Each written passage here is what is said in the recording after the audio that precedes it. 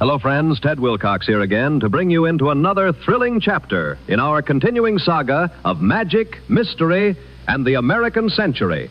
But before we begin, here's Charlie Pulcher with a brief review of our last episode. Last time, Mickey McFinn followed her investigation to Bayshore Grocery, where polite smiles and fading memories masked something far darker.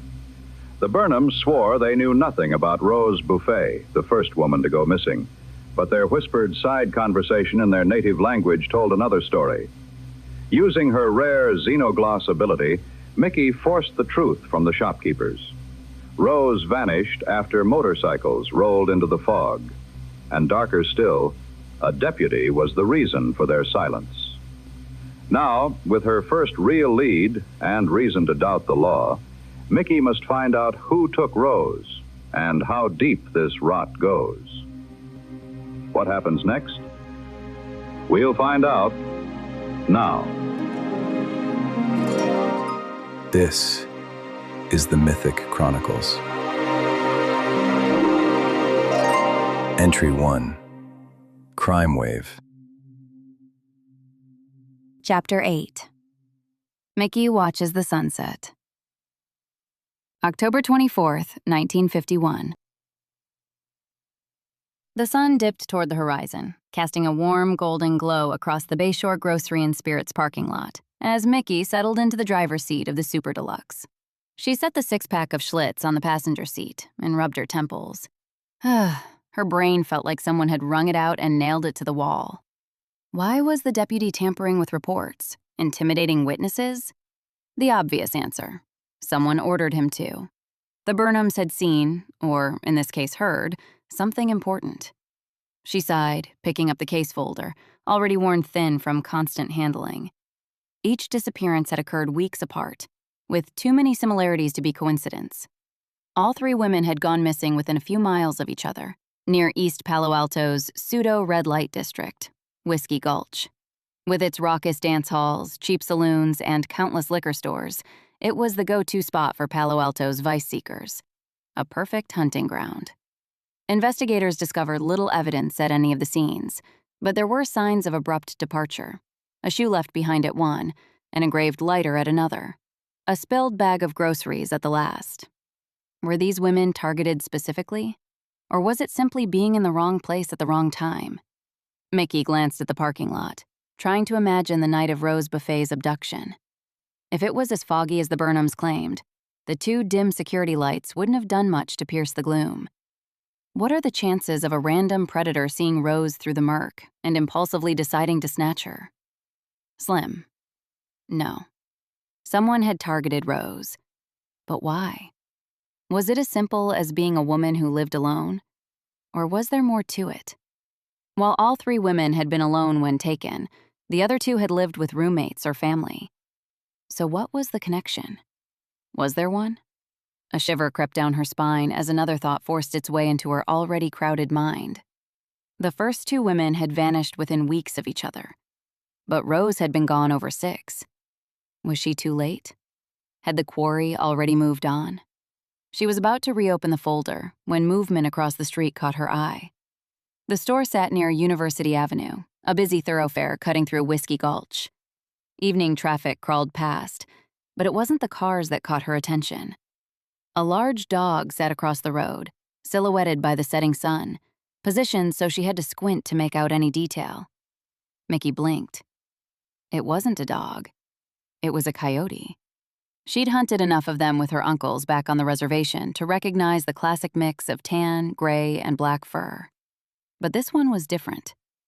For one, it was huge, and despite the distance, she could see its striking greenish-gold eyes. And it was staring right at her. The creature sat perfectly still, its gaze unnervingly intelligent. Then it tilted its head curiously, and its body began to shimmer with silver light. The glow intensified, dazzling her until she had to blink. When she opened her eyes, the animal was gone. She scanned the street, but the coyote was nowhere to be seen, as if it had never been there at all. The shifting car cut short her search as Bullet said, "Hey, ya boss." "Did you see that?" she asked. Maybe," Which that are you talking about? The coyote. Coyote? Did I stutter? Yeah, the coyote, across the road. He said. Is this another one of those weird metaphors, like the one about the chicken? Mickey rubbed the spot between her eyes. Never mind. You got it, boss, he chirped. What's new? Sounds like our bad guys were riding motorcycles. Oh, good. I've already seen a bunch of those.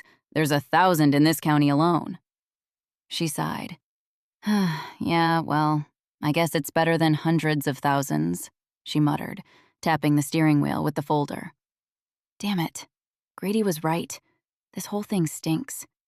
It ain't me this time, Bullet said. I learned my lesson after the last time you made such a fuss about. No, she cut in.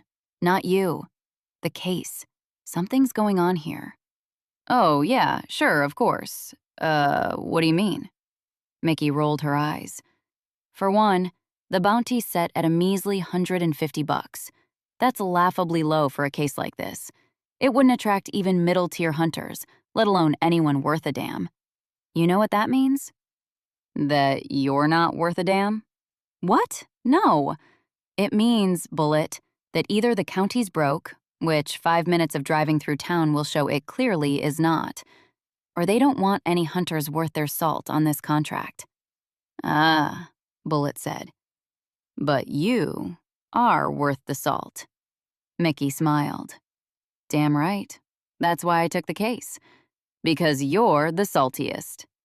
Mickey sighed again. Hey, boss. Yeah? If this case pays so little, why'd you take it? Mickey shrugged.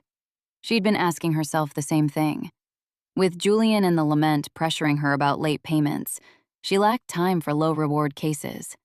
She was 2 months overdue. It was supposed to be quick. But it hasn't been.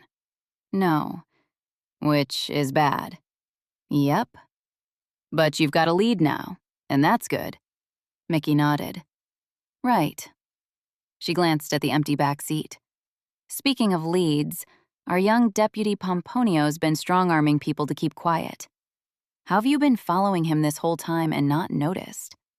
Sorry, boss, but I haven't seen him do anything to anyone's arms. Mickey fought the urge to throw something into the back. No, I mean he threatened the Burnhams to keep them from answering questions. Oh, well, I told you he stopped here the other day. Mickey arched a brow. You did? Yeah, he answered. I told you he got groceries. How was I supposed to know he was Armstronging people while he was at it? Mickey rubbed her face. Bullet was great at what he did, but he was still young, and nuance wasn't his area of expertise. You're right, Bullet. That is my fault, she said.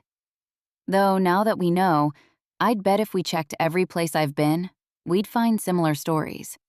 Hey, you think? But then how'd you find out about it? Mickey nodded, patting the forged FBI credentials in her pocket. FBI trumps local cop, she said. So what else was the young deputy up to, other than making my life more difficult than it had to be? Oh, you know, not much. Regular cop stuff, Bullet reported. Wrote some tickets, talked to people, ate something, stopped at his sex roost. Pretty normal. Can we get something to eat? Mickey, halfway through opening the case file, froze. Sex roost? Yeah, you know, that place for all the sex. Bullet, She paused as realization dawned. You mean a love nest? Oh yeah, that's it. Though from what I've seen, there ain't all that much love going on in those places. Mickey closed her eyes for a beat, then reopened them with forced calm. You were saying, Bullet? Oh, right. He'd been in there a while, and I was getting hungry, so... Her eyes snapped open. Wait, he's still there? How should I know? I'm here with you. Can we get something to eat now? Bullet, focus. Can you show me where this love nest is? The what? Mickey tried counting to 10. She made it to 4. The sex roost, she said. Oh, sure thing. She sighed and started the car. Okay, show me. Hey, boss? Yes, Bullet? Can we get something to eat first?